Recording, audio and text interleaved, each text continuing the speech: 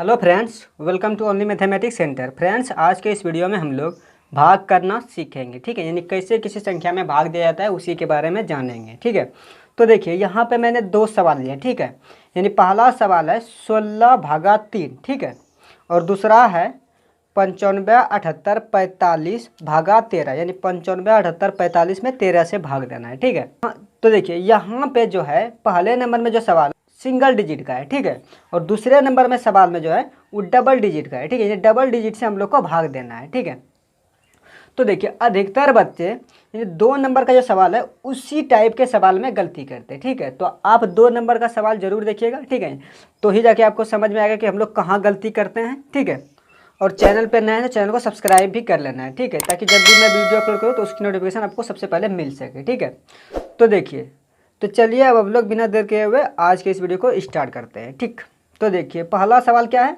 16/3, यानी 3 से 16 में भाग देना है। ठीक है, तो चलिए हम लोग 3 से 16 में भाग देते हैं। ठीक है, तो देखिए भाग देने के लिए हम लोग क्या करते हैं, सबसे पहले यानी लेफ्ट राउंड ब्रैकेट और राइट राउंड ब्रैकेट बनाते हैं। ठीक है, और देखिए लेफ्ट राउंड ब्रैकेट में जिस संख्या से हम लोग भाग देते हैं उसको लिखते हैं। जैसे 3 से यहाँ से भाग देंगे, 3 को यहाँ लिखे। ठीक है, और इसके बीच में जिस संख्या में भाग देंगे उसको लिखेंगे। ठीक है, यानी ये देखिए यहाँ 3 से 16 में भाग दे रहे हैं तो 16 को बीच में लिखें। ठीक है, और 3 से भाग दे रहे हैं तो 3 को यहाँ लिखें। ठीक, अब यहाँ देखिए, अब जिस संख्या से भाग दे रहे हैं आपको उस संख्या का टेबल आना चाहिए। ठीक है, तो ही आप भाग कर सकते हैं। अदरवाइज अगर आपको उस संख्या का टेबल याद नहीं होगा तो आप कैसे भाग दे सकते हैं। तो इसीलिए आप जिस संख्या से भाग दे रहे हैं उस संख्या का आपको टेबल आना चाहिए। जैसे कि यहाँ हम लोग 3 से भाग दे रहे हैं तो आई थिंक 3 का टेबल सबको मालूम ही होगा, बताने की कोई ज़रूरत नहीं है। तब पर भी मैं आप लोगों को बता देता हूँ 3 का टेबल। ठीक है, तो देखिए 3 का टेबल जैसे कि आप देख पा रहे हैं, तो देखिए यहाँ क्या है 16। ठीक है, यानी 16 में 3 से भाग देना है।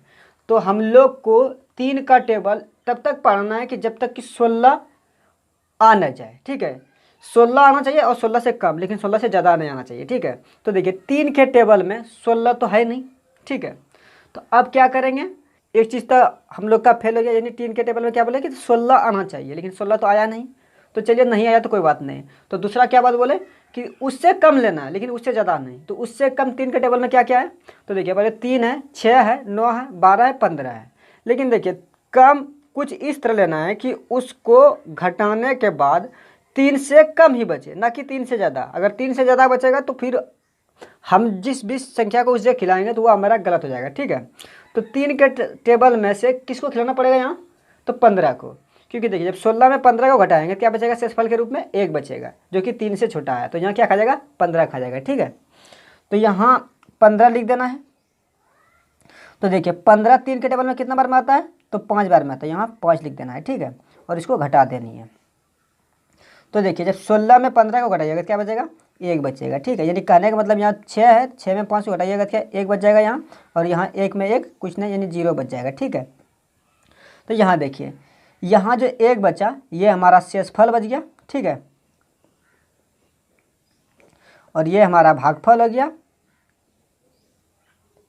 और ये हो गया भाज्य, और इसको क्या कहा जाता है, भाजक। ठीक है, ठीक है, तो ये भाजक 3 था और भाज्य हमारा 16 था, और भागफल हमारा कितना निकल गया, 5 निकल गया, और शेषफल के रूप में 1 निकल गया। ठीक है, तो देखिए अब हम लोग पहले नंबर सवाल को तो बना लिए। अब चलिए हम लोग दूसरा नंबर सवाल में भाग देते हैं, ये दूसरा नंबर सवाल को सॉल्व करते हैं। तो दूसरा नंबर सवाल क्या है, 95, 78, 45 में 13 से भाग देना है। ठीक है, तो चलिए हम लोग 95, 78, 45 में 13 से भाग देते हैं। तो क्या करेंगे, पहले 13 को लिख देंगे, उसके बाद फिर लेफ्ट राउंड ब्रैकेट बना लेंगे, उसके बाद फिर क्या करेंगे 95, 78, 45 को लिख लेंगे, उसके बाद फिर राइट राउंड ब्रैकेट बना लेंगे। ठीक है, यानी इस तरह से कर लेंगे। अब यहाँ देखिए पहले नंबर सवाल में तो सिंगल डिजिट था। ठीक है, तो हम लोग सिंगल डिजिट से मतलब आसानी से भाग दे दिए। ठीक है, अब यहाँ देखिए दूसरे नंबर सवाल में डबल डिजिट है, तो कोई दिक्कत की बात नहीं है, जितने भी डिजिट हो कोई दिक्कत नहीं है, लेकिन बशर्ते आप लोग को भाग देने के लिए जिस संख्या से भाग दे रहे हैं उसका टेबल आना चाहिए। जैसे कि हम लोग 13 से भाग दे रहे हैं तो 13 का आप लोग को टेबल मालूम होना चाहिए। तो 13 का टेबल आई थिंक आप लोग को मालूम ही होगा, अगर नहीं मालूम है तो आप 13 का टेबल दे सकते हैं। तो देखिए यहाँ क्या है 95 है। ठीक है, यानी यहाँ 95, 78, 45 है, ठीक है। यानी 13 से 95, 78, 45 में भाग देना है। तो देखिए यहाँ पहले देखना है आप लोग को कि यहाँ कितना डिजिट है। तो देखिए यहाँ कितना डिजिट है, तो यहाँ 2 डिजिट है। तो यहाँ आप लोग को भाग के रूप में सबसे पहले 2 डिजिट लेना है, ना कि 1 डिजिट। अगर 1 डिजिट में तो भाग लगेगा नहीं, 2 डिजिट जब इधर जब 2 डिजिट से भाग देंगे तो वहाँ भाग 1 डिजिट में नहीं लगेगा। जब भी भाग लगेगा तो 2 डिजिट सम्मिलित करने के बाद ही लगेगा, ठीक है। तो देखिए यहाँ हम लोग को क्या करना पड़ेगा, 2 डिजिट सम्मिलित करना पड़ेगा। तो देखिए जब 2 डिजिट को यहाँ सम्मिलित करेंगे कितना बन जाएगा, 95, ठीक है। अब हम लोग 13 से इजिली 95 में भाग कर सकते हैं। तो देखिए अब 13 का टेबल कुछ इस तरह पढ़ना है कि 13 यानी 95 आ जाए, ठीक है। यानी 95 आए और 95 से कम आए, लेकिन 95 से ज़्यादा नहीं आए, ठीक है। तो देखिए 13 के टेबल में तो 95 है नहीं, तो क्या करेंगे, 95 से कम लेंगे।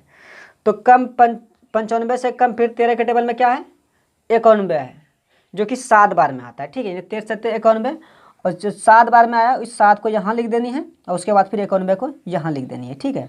और उसके बाद फिर यहाँ इसको घटा देनी है। तो देखिए जब यहाँ 95, तो देखिए जब यहाँ 5 में 1 को घटाइएगा कितना बच जाएगा, 4 बच जाएगा। इधर 9 में 9 कुछ नहीं, यानी 0 बच जाएगा, ठीक है। अब यहाँ देखिए शेषफल के रूप में हमारा क्या बच गया, 4 बच गया, ठीक है। अब क्या करना है, उसके अगले वाली संख्या को उतारना है। तो उसके आगे अब क्या है, 7 है, तो यहाँ 7 उतर जाएगा। तो देखिए जैसे यहाँ 7 उतरा तो क्या बन गया, 47, ठीक है। अब हम लोग को 13 से 47 में भाग देना है, ठीक है।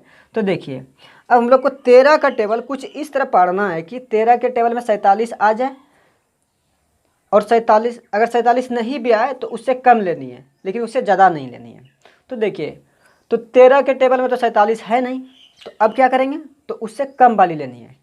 तो 13 के टेबल में 47 से कम क्या है, तो देखिए 13 है, 26 है, 39 है। अगर 13 और 26 लेंगे तो शेषफल के रूप में हमारा 13 से ज़्यादा बच जाएगा। तो 13 और 26 खाएगा नहीं, तो क्या खिलाना पड़ेगा, 39 खिलाना पड़ेगा। तो चलिए हम लोग यहाँ 39 को खिलाते हैं। तो यहाँ हम लोग को क्या करना है, 39 लिख देनी है। और यहाँ देखिए कितना, 13 के टेबल कितना बार पढ़ने से 39 आया, तो आप लोग कहिएगा 3 बार पढ़ने से। तो यहाँ 3 लिख देनी है और इसको घटा देनी है।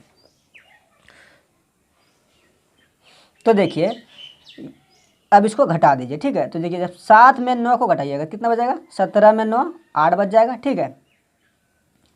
उसके बाद फिर यहाँ देखिए यहाँ एक तो पैसा ले लिए, तो यहाँ क्या बचेगा, 3, 3 में 3 कुछ नहीं बचेगा, यानी 0 बच जाएगा, ठीक है।